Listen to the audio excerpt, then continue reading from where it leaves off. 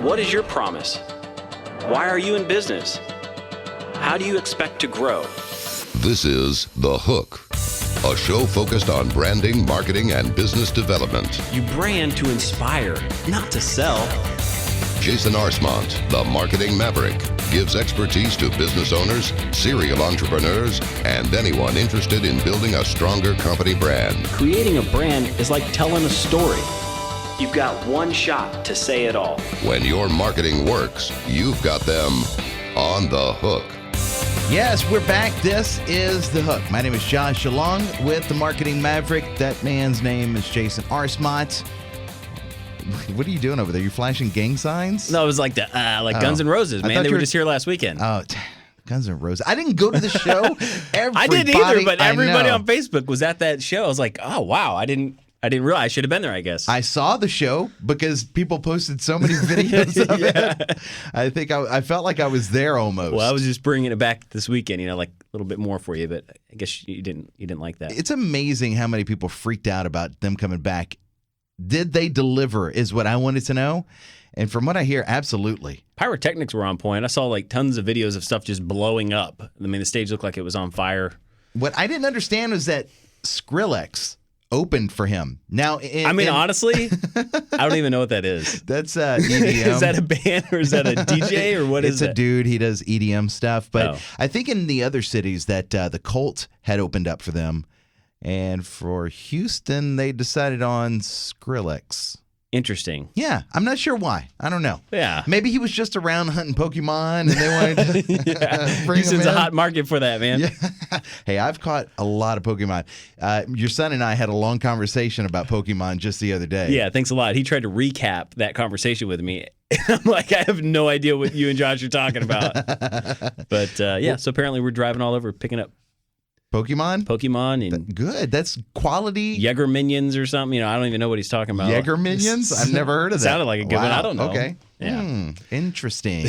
Believe it or not, this is a business show. It's a good quality time with your son. Yes, this is a business show. In fact, we are called The Hook. The reason we're called The Hook, Jason, you can kind of talk about that. We like to recap that every once in a while so that if we have new listeners that come aboard, they know exactly why we're calling ourselves The Hook. Yeah. See, so for me, The Hook was this really kind of special time in business, primarily kind of in sales and in marketing, that moment when the consumer decides to engage with your brand. Maybe it was through a series of ads or, promotional products that you got in their hand or their brochure, but for whatever reason, they've decided to engage and start paying attention to your brand to consider, purchasing or buying from you. And that moment when they make that decision, I've always called the hook. Mm-hmm. You've got them on the hook. Now all you got to do is reel them in. And so in kind of honor of that mantra, I thought we'd call the show that because that's what I want to do. I want to help you guys establish your hooks, make sure that your businesses are running well. I've got a long history over the past, 10 years of starting 6 different startups. And, that's where my passion is, in helping companies grow, whether it's through marketing, sales, finance, workflow, you name it. And sometimes it doesn't catch on right away. Like you'll talk to a client and then they come back to you a year and a half later because they remember what you said. A good example of that is Paul Ryan Windows. Well, yeah. Paul Ryan Windows, great guys. Superior window product for residential and commercial. You can check them out at paulryanwindows.com. Yes, that's correct. Yeah. Worked with them about 2 years ago, and they wanted to do marketing. And instead of kind of going with our recommendation of maybe some budget items that we had and what it would really take to get kind of market penetration and really get attention, they went for their recommendation, a very kind of flat, minimalist program, and it fell short of their expectations.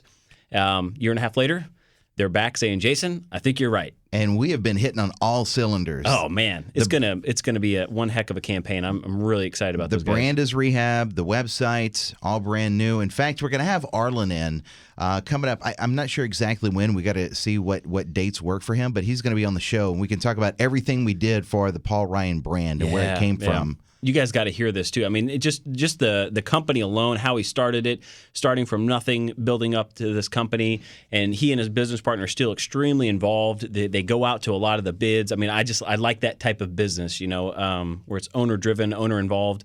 So definitely an exciting one for sure. And Jacqueline Elliott was someone that was going to join us today. She is a new member of our staff. She wasn't able to make it, but let me tell you this. Jacqueline has been so great with that project because she has such a great knowledge of residential and commercial and building and real estate. And I know that we wanted to talk about Jacqueline because we've been adding new members to our team. Yeah, and it's just, she's one of those big names that's come aboard. Yeah. For the Brightbox team, our marketing firm at brightboxonline.com, you can check us out. Full-fledged, full-on brand marketing firm, from marketing strategy to building out calendars, doing web, graphic design, public relations, social media, you name it.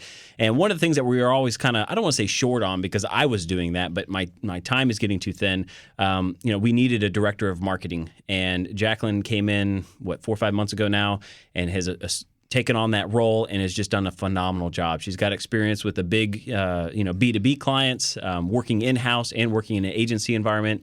But she has spent, I guess, the last 3 years of her career in real estate, luxury real estate marketing. And so we've been, blessed to have re-engaged with some luxury brands here in Houston, one out in Conroe, one in East Downtown that we'll be talking about soon. We'll just have her on. Yeah. Maybe next week, or I don't know. We'll see what the schedule looks like. I know that she got bumped today just because she had a lot going on this weekend. So. Yeah, I would like to have her come on. I mean, the real estate market right now is just, it doesn't seem to be slowing down much. No, not at all. I mean, you hear everything around the nation. Everyone's kind of saying, but I mean, Houston just keeps going, man. It's funny. I live right outside of Spring Valley, and that's over in Spring Branch. And so we've been looking to get into Spring Valley and wondering when those prices were going to start dropping. And it's not happening. I don't think it's happening, man. Yeah, I think you're at the bottom right now, Josh. You should probably get in. I think we're down maybe like 5%. From the best I could tell. I try to read a lot, and there's every article, everyone's got a different perspective, but according to an article that I read not too long ago, so I guess like the typical buffer for like new home construction or single family homes is like 6 months of inventory. And so that means like if they didn't build anything else for the people that are moving to the market and the demands of people that are just kind of needing homes, they need to have about a 6-month window to kind of be the national average. Houston, however, this was back in May, only has 3.5 months of inventory. So, we're still, got a lot of construction that's going to need to take place. I mean, everybody's moving here. So, man. And you can see the commercial construction still happening just around here in the Galleria area. The commercial side's doing okay. It's coming back, especially if, the oil and gas starts rebounding. It's going to be really good. So, from everything I can read, the residential real estate market should be holding steady for the next 5 to 10 years. There's another great article in HBJ this past weekend, or maybe it was this past week. Taylor Morrison, a big home manufacturer, national, is investing heavily into Houston, which again is just another good sign that this market's not going anywhere. So I wouldn't wait too much longer, Josh. It's probably going to go back up before it goes back down on you. And what's amazing is that the commercial real estate that's happening right there in Spring Branch is boosting the prices too, because you have everything happen along. Because I-10 was all fixed and it was built up, and then you got the HEB on Bunker Hill and so much stuff that the specs and the even the Home Depot over there. There's so much going on. Yeah, that convenient living, though. I mean, it's going to drive values. It's right there by downtown. It's not too far away. It takes me, 20 minutes to get to downtown? Yeah. Not that bad at all. Too bad you don't work down there. What, downtown? Yeah. I don't want to. You got to drive all the way around the other side of the Beltway. Yeah. I got to drive to Cypress from Spring Branch. Yeah.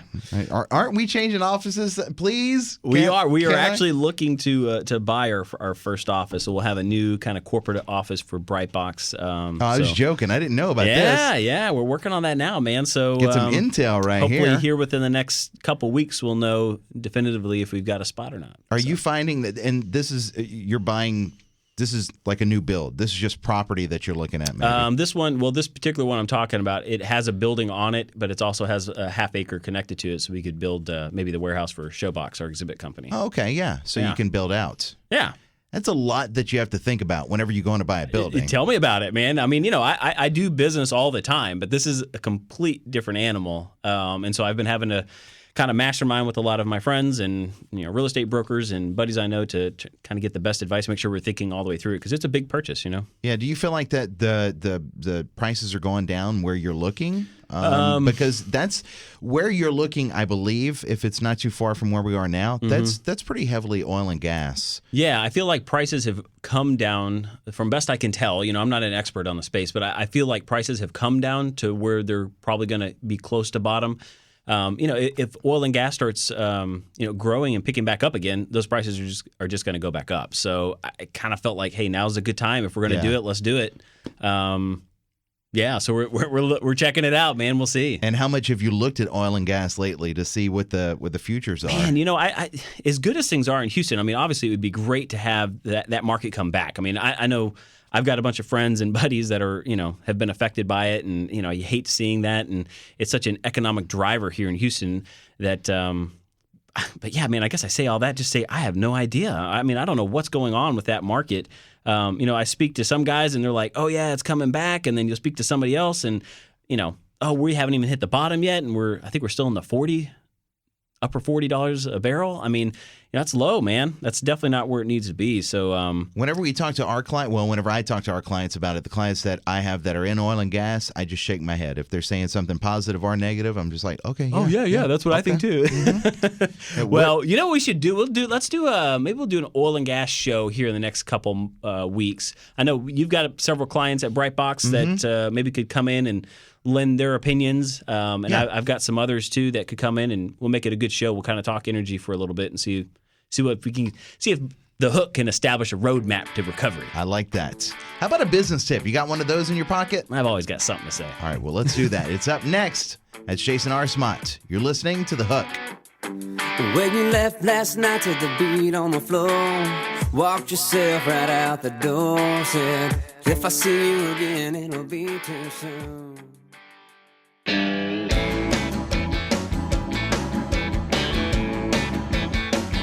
A show about branding and marketing and overall business sense for not only the small business owner, but anyone that wants to know some really, really cool information about what they do or what they should be doing in their business. So if you have a big, huge company that's like $200-300 million business that you're running, you should probably employ us. This is called The Hook. You like that? Good plug, man. I know. TheHookRadio.com. You can find all of our past episodes. Our last episode, it was Ryan Holiday. Yeah. Yep. Yeah. He was really good. I liked him a lot. Yeah. I mean, some of the stuff that he's worked on, he's an author, a marketer, entrepreneur. You guys that are listening may remember him more with his stuff with Tucker Max. Yes. He was the marketing director for American Apparel for a while and just worked on some amazing campaigns and really kind of trailblazed how PR and marketing and getting attention can kind of be seen. So, yeah, I would really encourage you guys, if you missed the last episode, go back, thehookradio.com. That's right. And click on the radio button and you'll see a full podcast list of all the shows. You'll see Ryan Holiday on there. Great interview. That guy that's talking right there, his name is Jason Arcemont. He's our marketing maverick because he knows a lot about marketing and he also knows about training. This being brought to you by OnToBoxTraining.com. Yeah, OnToBox Training is one of our box companies. We've got several of these box companies, and about 2 years ago, I realized that a lot of what we were doing in the marketing field was helping companies with other problems that they were having. We'd come in and help get the marketing and the messaging and the communication, and that rolled over into internal communications and marketing and branding, and then that led into, well, hey, could you help with our sales team? And I've spent the better half kind of as a hobby of the last 10 years working on kind of sales strategy, and so we kind of kicked off our OnToBoxTraining.com site with a course under sales training, and that course revolves around a neurological study that proves how the brain responds to kind of a sales pitch or triggers. Sales. Yeah, and there's these 7 emotional triggers that somebody has to go through in order to have a positive response to your presentation or to your pitch or to the experience. And so we've embedded those neuroscience triggers into our sales strategy, and that's kind of what I've been training a lot on here in the past year or so. So exciting things. If you've got a sales team that's not meeting your expectations, or there's an extra 5 or 10% in that close rate that they could be getting, check us out, give us a call, get in touch with me. I'd love to just come talk with you, see where you guys are at, and see if there's something we can do to help you out. OnToBoxTraining.com. And you know that the people that you are employing, they have the potential to do it. Sometimes it's, am I not getting the point across the right way? Are they not? What's not clicking? A lot of the times I feel like what's missing is that so often we look at our pitch and we look at our company with our own eyes rather than our customer or the consumer's eyes. Right? Understanding that when you're making a presentation, what I see more often than not is that they give too much information, so to avoid any questions or engagement from the client. And a good presentation should be enticeful enough to get the consumer to want to engage, right? That's where you get the hook. That's where you get them engaged and they're asking questions and now they're coming to you rather than you just forcing all the information down their throat as quickly as you can. So it's all about communication, man. And which is our business tip, right? Surprise. Hey. That's a great segue. Yeah, the communication is just so key. I mean, every company that exists, it comes down to communication. If you're going to be successful, you got to be able to communicate clearly. And during times of growth and change and new personnel, which we're having all of those things right now at our companies. We're growing, we're hiring new people, and I mean, Josh, you're seeing it. I mean, it's tough to keep up with that communication, and we've got CRMs and we've got all these tools. We talked about that a little bit before the show today because we use the CRM is a new CRM to us. Right. Probably 6-8 months old or something like that. So yeah. So we're trying to more effectively communicate between different offices or different parts of the company. Yeah, departments. Yeah. Yeah, exactly. So you have the design team. How are they interacting with your developer who is still talking to you, but still talking to the design? Everybody's talking to each other, but are they talking about the right thing and implementing things in the right way? Yeah, and that communication really can, or miscommunication can lead to lost time, frustration, disappointment. And then eventually what happens if it's not addressed is that it builds up into a kind of a form of animosity, which can spread like cancer throughout the organization. It's miscommunication leads to misunderstanding, which if not dealt with, people start making kind of interpreting that miscommunication a certain way, and then departments start having a grudge against other departments, and it just leads to, it just gets out of control quick. Especially whenever you have new people on board. They don't know your process yet. They don't know how things were done in the past. They don't know they know how they have done it. Yeah. And so we've talked about that with our CRM. Well, you've already completed this task, but then you put whenever I reviewed it, I put another question on the end of that. So that task was closed, but it's still open. And then, well, why not create another task for people to look at, fresh eyes on it so they know what they're doing? Yeah. Which makes sense if you use a CRM. If you don't, by the way, CRM stands for? Well, so it's kind of interesting. So CRM can stand for a couple different things. Content management system. It can also stand for customer management system. That's a CMS. CMS. Yeah. Customer relationship manager, but they also have they have a CRM that's content based as well. Yes, correct. So ours isn't so much customer; it's more content. Correct. But we can have customers as part. Like we can interact with customers with it too if we decide to put them in our CRM. Yeah, we kind of voted to hold off on that until we master it. Yeah, because we don't know it well enough yet. Yeah, I don't want to invite customers into our strange miscommunication. But it's got us thinking. Over the last week, we've been talking about how to improve this, and one of the things that we realize is that oftentimes when we're super busy, we shoot from the hip, we make a quick decision, and I find that myself and our management team probably aren't gathering all the details before we make decisions. And what that means is not just the details that are right in front of us, but taking 2-3 minutes, stopping, looking at the decision that's needing to be made and say, okay, is this decision continuing to come back up again, which means that there's a gap in communication somewhere along the line in this process or how we do things. So that would be kind of the first thing, is just stopping for a second if you're seeing a pattern of the same questions or same issues that are coming up and saying, okay, how can I address this time so that I can avoid this coming back up again. Mm-hmm. And that's super, super key. And when we're super busy, we just don't do that. We respond, we give an answer, we give direction, and then they go, but it doesn't fix it from happening again. I also really recommend that you take into consideration what it actually takes to get the task done. I had a meeting with our creative team, I guess it was last week or the week before, and it was interesting as I was talking with them. It was a couple of the young ones on the team, and they were voicing their concern about how maybe one department wasn't understanding where they were coming from and the data and the information that they needed. And it was interesting as I sat there, I really got a better perspective and understanding what they were really going to have to go through in order to get the work done. And then as I explained to them, as clearly as I could, what was on our plate and what we were actually going through to get the work to them, light bulbs on both sides of the room started going off and just saying, well, you know what? Now that I understand that you guys are doing that, I would probably have given you that direction or given you that task a little bit differently. So I'd really encourage you to get outside of your own department, spend a little time inside the other department, and just kind of feel that, because sometimes we're a little emotionally insensitive to other departments because we're like, well, hey, that's your job, you deal with it. Just here's a task, take it, go.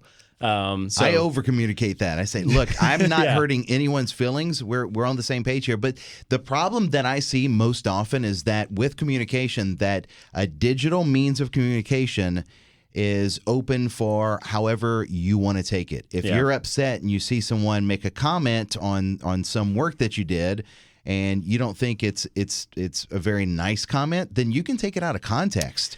It happens a lot. Yeah. And that's kind of one of the third thing that we kind of came out of that meeting was, make sure you need to have non-emotional communication. And maybe the best way to look at that is focus on problems instead of personalities. Mm-hmm. See, a lot of times we can say, hey, because you're doing it this way, this is what's happening, but that's a personality you're addressing, or you're attacking a personality rather than the problem, or specifically what's taking place, like structurally in the workflow, what's happening to make that get away. And I guess all of these things are things that you can look at and you can address, but really what I feel like it comes down to at the end of the day is spending more time as a team together. Mm-hmm. Having, whether it's a happy hour or doing activities within the office, the more time that I spend with Josh, the better I'm going to be able to anticipate how he might respond to a situation or what kind of tools he may need in his job to be more efficient.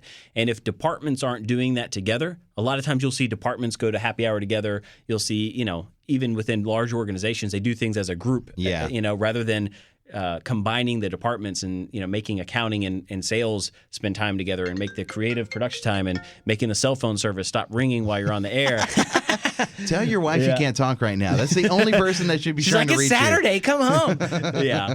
So, that's the biggest encouragement. I'll try to put some more stuff up on the Facebook. So if you go to thehookradio.com, it'll link over to our social media. But man, at the end of the day, what it comes down to is spending time together, get to know the people that you're working with, get to know the people that you're handing stuff off to.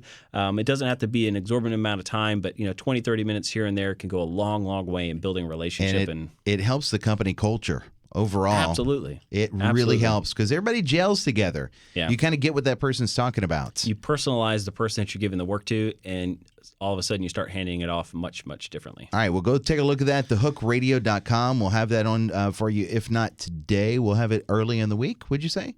Probably? Yes. Okay, cool. That's Jason Arcemont, the Marketing Maverick. We'll be right back. You're listening to The Hook. There's a Walmart Supercenter in the field where I used to bale my daddy's hay, and where we used to ride our horses.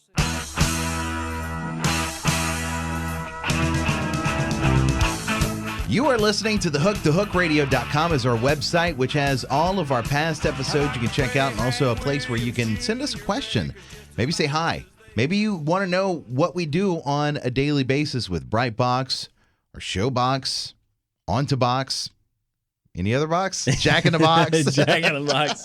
We don't have Jack in the Box yet, no. No, but this is supposed to be an interactive show. And for those of you that email, that normally within a day or so, I email everyone back. So, we're here for you guys. I want to be a place where you can come, bring your questions about business, whether it's marketing, sales, workflow processes, operation, finance, whatever I can do to help you guys out. That's what this show's about. Helps us build topics for the next week, helps us build guests. If you think you've got a good business story, something you think our listeners could learn from, go to the website. We're very listener-driven. Well, yeah, that's what it's all about, man. Otherwise we're just sitting here for free. I want to know what business is. Like we'll get people that drop us a line and tell us that they have a business, but they don't always tell us what business. I think that they feel like we're going to call them out. Yeah, well, yeah, maybe. Well, the best ones are when people will email, and we've been on for almost a year now, and we're starting to get that. People will, email, or I'll run into somebody and they'll say, "Man, I got turned on to your show, and after a few weeks, I realized that this isn't rocket science. That this is something that I could do. You helped me kind of prove out my business plan or my theory or whatever issue it was that they had that the radio show happened to address right at that time." And that's exciting to be a part of that kind of road with somebody, and so that that's what I really like to do. That's where my passion is helping these entrepreneurs and business owners. So, man, anything we can do, we want to be here for you guys. Go to thehookradio.com and Boom. Get in touch. Can I Boom. say that? Just boom. Boom. Mic dropped. Yeah. Mic dropped. I can't really drop the mic in here because they're hanging. Yes. Yeah. Mic move. I'll move it No. with not attitude. Not the same effect. Not the same. And effect. nobody wants you to drop mics around here because they're expensive. It is a little bit more. Well, Josh, so I figured what we'll talk about. Well, you've got 2 kids. Yeah. So how much time did you and your wife put into coming up with your kids' names? Because wait, you've got some unique names. You and your wife? No. She spent no time. I spent all the time. Oh, really? Well, maybe. So You're the wordsmith, huh? My first child, his name is William Gray, and we just used her dad's name and my stepdad's name to come up because Traditional. That's good. her dad's name is Billy. We didn't want to call him Billy Gray because that just didn't want to do it. Yeah. And so we said William, but we call him Billy. And then my stepdad's name is Graylin, so we did William Gray. And then my second child is named. I'm weird with numbers, so the first and the middle name have to have 13 letters because 13 is my number. So yeah, and I wanted a Cajun name, so we looked through Cajun names that had 7 letters or names with 7 letters, and Jacques was on there. I was like, I got to have a Jacques. So wow, that's how you picked that one. Jacques Ryan, because we knew Ryan was going to be the middle name. Okay. So man, I know. interesting. Okay. Weird. I know it's weird. So it could have been anything other with 7 letters. I have a weird number affiliation. Well, that's all right. Or was it? No, I'm sorry. It wasn't the first and the middle name. It was the first and the last name that equal. Because my last name, my real last name is Benoit. So, right. Yeah. Oh, this is shocking information. People use different names on the radio. Yeah. So, I just thought, I think it's interesting how much time. I mean, I know we spent a lot of time whenever we decided, to have kids and what are we going to name them. And I feel like sometimes, companies don't take that same amount of time or thought in consideration that, what you name your child can have a huge impact on their lives, right? Like I know I read a study about how it can affect like resume response time. If somebody's going through resumes, the name that's on the resume can have a huge impact on how they emotionally start triggering something right away with whether that's name's Josh or Jason or, whatever it might be. And so, I think the same thing applies for business. When it comes to your brand and your business and your name, you've got to do it right. We have at least 5 or 6 businesses that work with us. Clients. Yeah. Clients that the way that they got their names, it's crazy. I don't understand why they kept them, but it meant something to them. But it's almost like they didn't think that their name was going to be a big deal. Yeah. And so one of the things one of our box companies, OntoBox, our training group, they put out these little articles and kind of like 10 tip type things. And one of them is for 10 rules for naming your brand. Okay. And so you can go to ontobox.com and you can get the full report that they put together. But I figure we'll kind of go through them because, this is something I get occasionally. It's like, hey, man, can you help us with the name? We also talk to companies that say, well, we want to rebrand this company and there's nothing off limits. And the first thing that we ask is, what about the name? Nope. You decide. Are we going to use that? Because we have to go through and we have to do the research to see if there's any equity in that name in the first place. Yeah. And we've got a whole proprietary brand mapping process that we could take clients through to kind of help bring out what the name could or should be based on their unique differentiators and all those kind of things. But to stay away from that, that's a whole other segment, other entire show. I figure we'll just get through maybe our top 10 things to take in consideration if you're coming up with a name for your business, just like you would if you were going to name a child. Okay. Because that's really what this is. You got a 30-year relationship with this name. Let's make sure it's a good one. So the first one is really, sounds simple, but just take your time. I know so many companies that start overnight or they start within a weekend, or a couple weeks trying to raise some money, and they just throw a name out there and they just go with it. And I always say, look, if you're thinking about getting into business, put that name, put the idea or the vision of the brand. It doesn't have to be first because I know there's a lot of other things that come together when you're thinking about putting a name or putting a company together. But that name has got to be part of the process at the very, very beginning because it can really make or break the company. Number 2, enough with the acronyms. We see this all the time. I'm trying to say one without actually saying one of our clients. But let's just say XYZ. Okay. And then it means nothing. And then when you go ask them, they're like, oh, well, it's my kid's name. My kid's name. My kid's first initials. And my business partner's kid's middle initial, or some kind of weird recipe that really makes no difference to the company. I mean, think about it if it's for one, it's hard to own an acronym. Look at somebody like General Electric. They went to GE because the name wasn't. It was too general, even though it's in their name. General Electric was hard to own, so they went to an acronym. And I think we started seeing a lot of companies do that in the 80s. And so it led to this mentality like, oh, acronyms are totally fine. But that was only because they were an established brand who was trying to make it easier for the consumer. The consumers kind of nicknamed that, and so that drove it. So I would stay away from acronyms. I would also, number 3, as it says on here, I would avoid the curse of the generic. This is something that we see all the time. People name their products or name their company after something that they do, right? It'd be like naming a person human or naming a dog. I think being a little bit more creative with what you're doing so that you stand out. You could have like Texas Oil Services. That might be okay for like SEO, but as far as like owning that thought or owning that position in the minds of the consumer, it's going to be dang near impossible to do that. Try getting more creative. Look at companies like Google. It's not even has nothing to do with search. It's actually a math term. Xerox means absolutely nothing, and now they own that name. It's kind of synonymous with Xerox doesn't even have a meaning. Copying. Irish Spring sounds like fresh.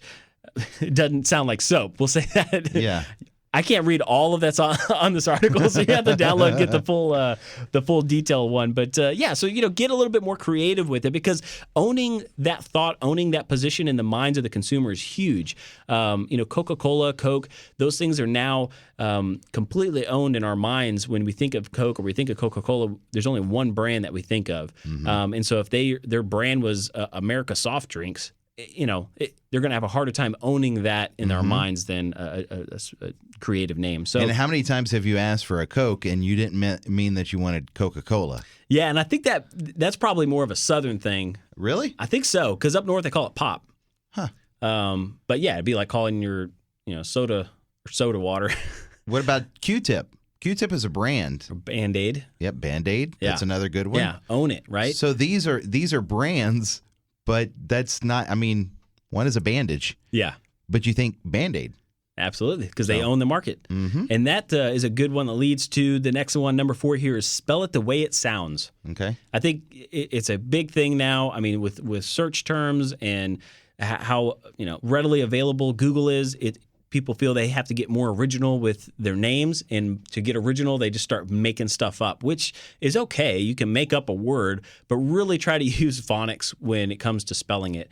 Adding an extra Z or adding an extra letter on the end of it is going to be really tough. And I'll tell you this because someone's going to go share a brand, say Xerox, right? Or say it's Band-Aid, and be like, Josh, you got to try out this brand Band-Aid. Josh goes to do a Google search, but Band-Aid for some reason has, a Y on the end of it, that could really be a detriment to, the amount of traffic that you could generate. So think about it from your consumer rather than from yourself. What is the consumer going to need to be able to relate and be able to find it as quickly as possible? Spelling it the way it sounds is a good one. Other thing to check on is that make sure that word that you're coming up with makes good sense in English and in Spanish, maybe in Chinese, depending on where your market is or what you're doing. We've run into that before where the company names themselves something and the Spanish translation of that word is not so good. Not so good. Yeah. Yeah. It's not as So something to keep in mind.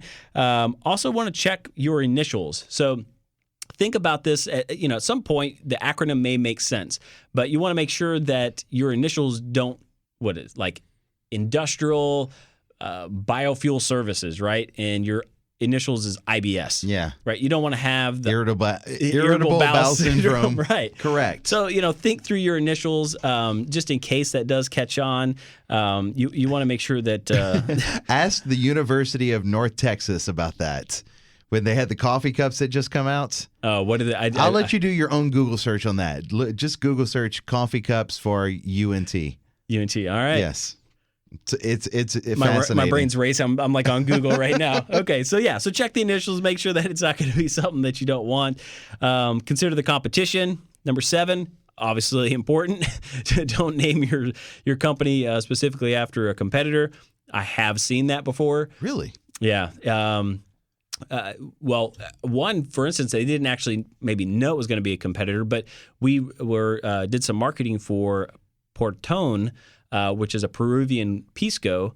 They brought the product here to the States, and our biggest competitor concern and issue that we had was Patron tequila. And so, that's maybe something they couldn't really avoid, because when they started in Peru, there wasn't even a Patron.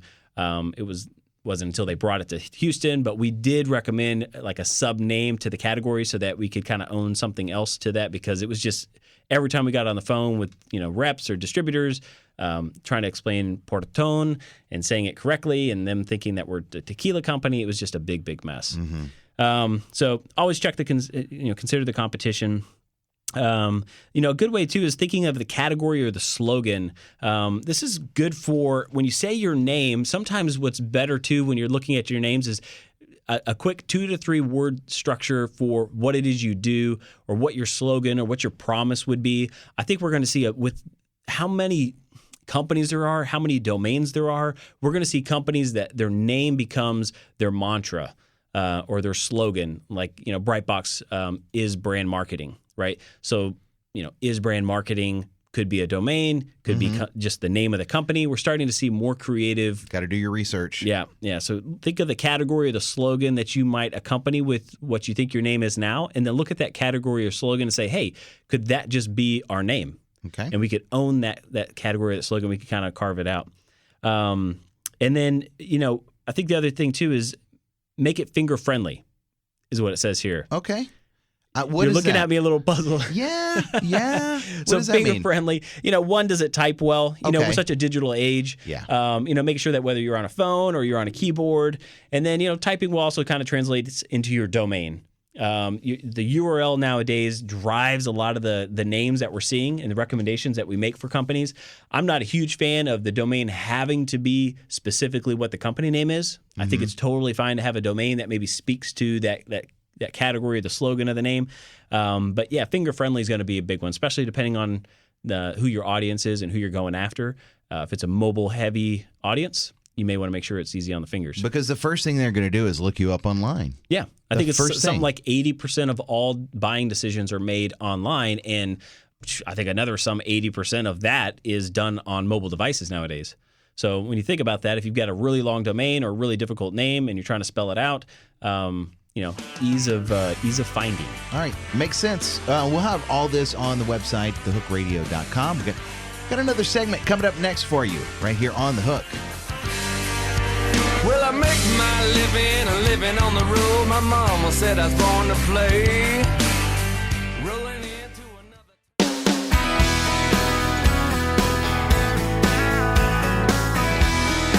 Thanks for spending your Saturday afternoon with us. It is afternoon, right? I lose track. Yes, I it's have afternoon. beer ready for after we're done with this. Good. I love beer. This is the Hook Radio Show along with the Marketing Maverick. My name is Josh. Hanging out, just chatting. This week, we figured that we'd go guest-free. We'd get back to what we did whenever we started doing the show and kind of talking about things that move us every single day, things that we deal with on a daily basis. Absolutely. We were talking about, helping define or come up with your company name, and that could be whether you're new in business or you're just trying to reinvent yourself. And so I guess as interesting as it seems to me, I continue to have people come up to me and ask questions about their website.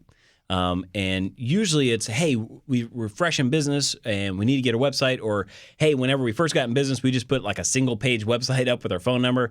We're ready to get a real website. Splash page, something like that. Yeah. And, I know a lot of times we've been talking more technical search engine optimization, SEO stuff. But I figured maybe we'll just kind of look at a website kind of starting from scratch and really where to start. Because I think that's probably the most daunting part about a website is, okay, man, where do I even go? How do you organize your thoughts when it comes to a website?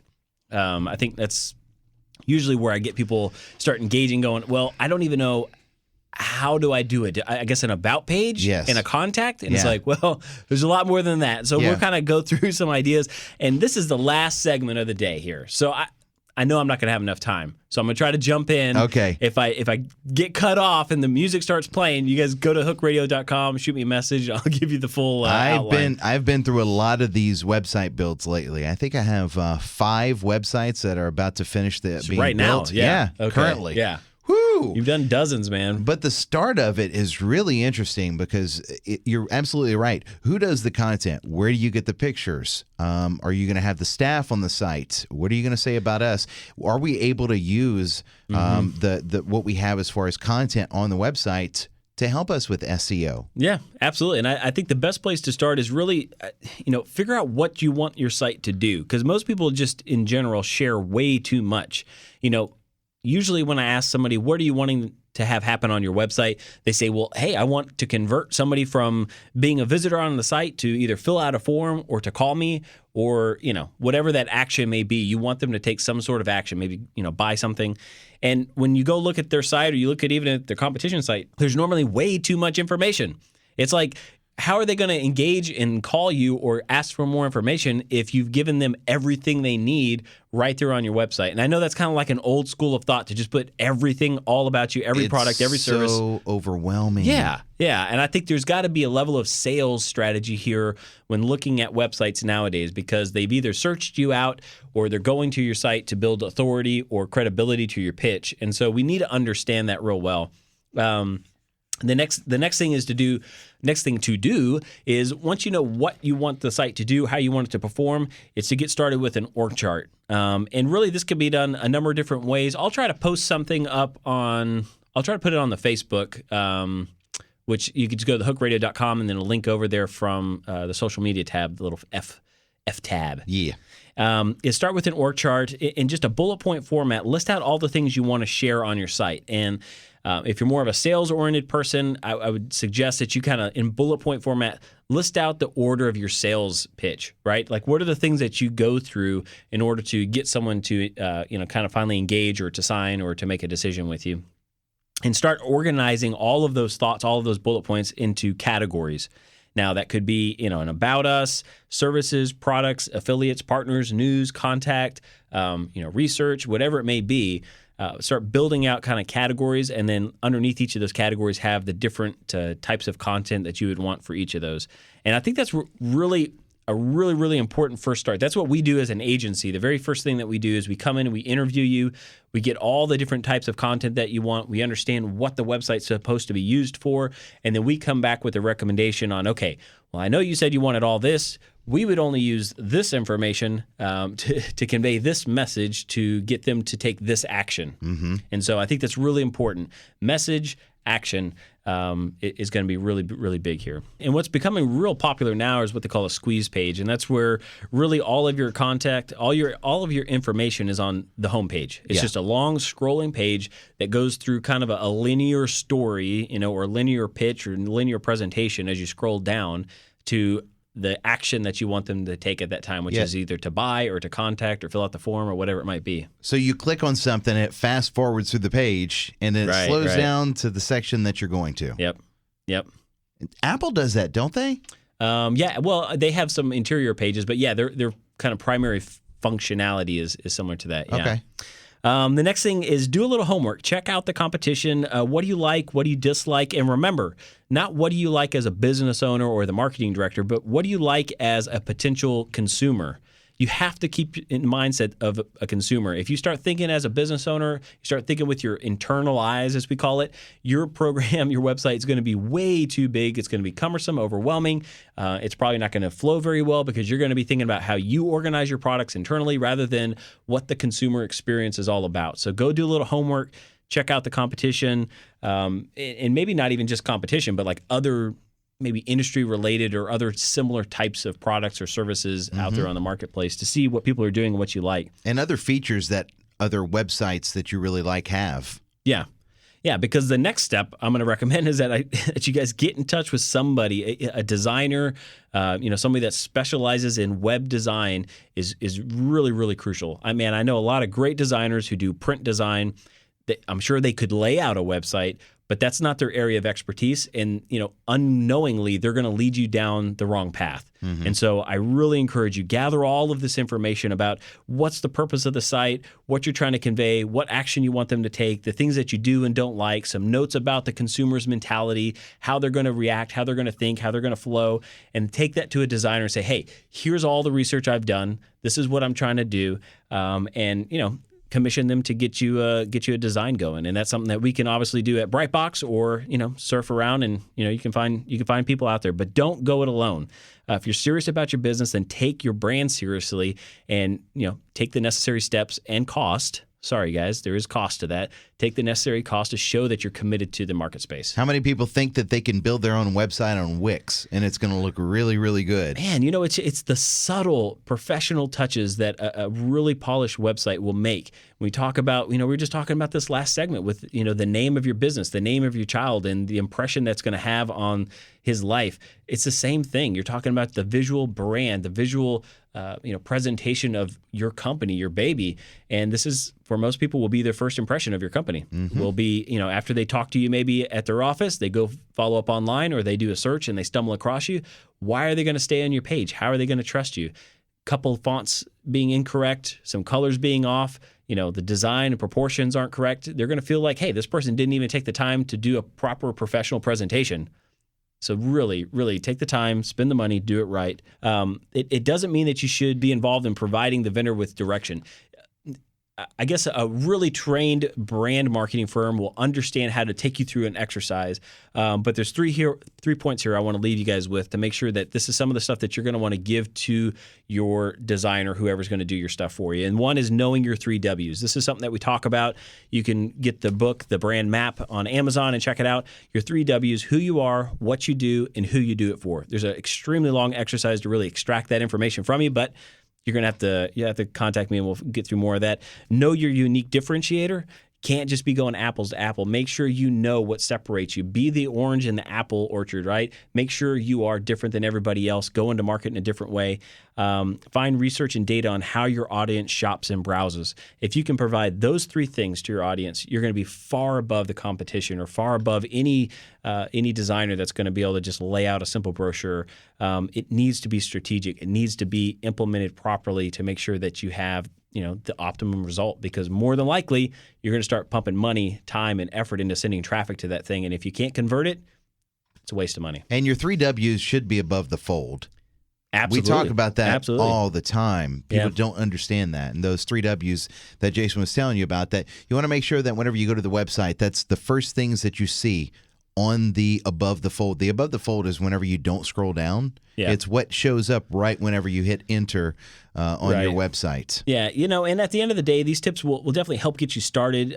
You'll feel more comfortable in kind of the finished product, but probably the most important thing here about a website is just remember that a website is never finished, right? That it can be continue to be tweaked and modified and corrected, and you can test certain things, different designs, different splash banners, and and based on the analytics and the user feedback, you can constantly grow it and change it and evolve it. So just don't get hung up on this 8-month launch program. These sites can be done quick. Get them up there, get some feedback, and start reaping the benefits. And if you need help, reach out to us, thehookradio.com, because we build them.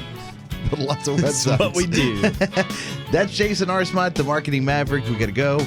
We'll see you again next weekend right here on The Hook.